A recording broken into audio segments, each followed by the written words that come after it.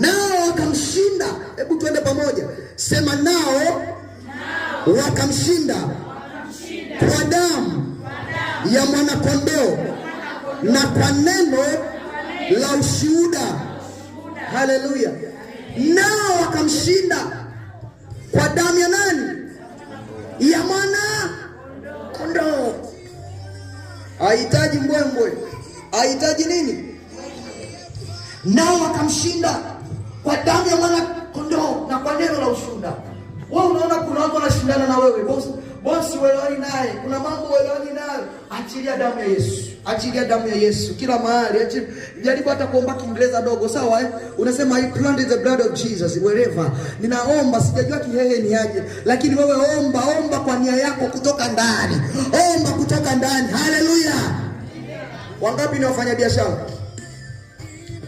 Kesho asubuhi unapoenda kufanya biashara, usifungue mlango wako hivi ovyo kama siku zote. Kabla hujafungua, shika kitasa kile, tamka, sema, ninapofungua mlango huu naenda kuanza siku, na tamka damu ya Yesu initangulie. Ninaenda salama, nitarudia huu mlango nikiwa salama na nikiwa nina baraka na fedha nyingi. Afu nenda uone. Sijui kama unaelewa vizuri. Jambazi mmoja aliyekubuku nikana muombea, siku moja tunaombea watu kanisani kwenye crusade. Mtu mmoja akadondoka. Wanamnyonyona, mleta mbele, kuna panga hapa. Na huku kuna panga, huyu tena vipi? Kulikoni? Kumbe ni jambazi. Anakuja kushtuka. Nikamuuliza swali.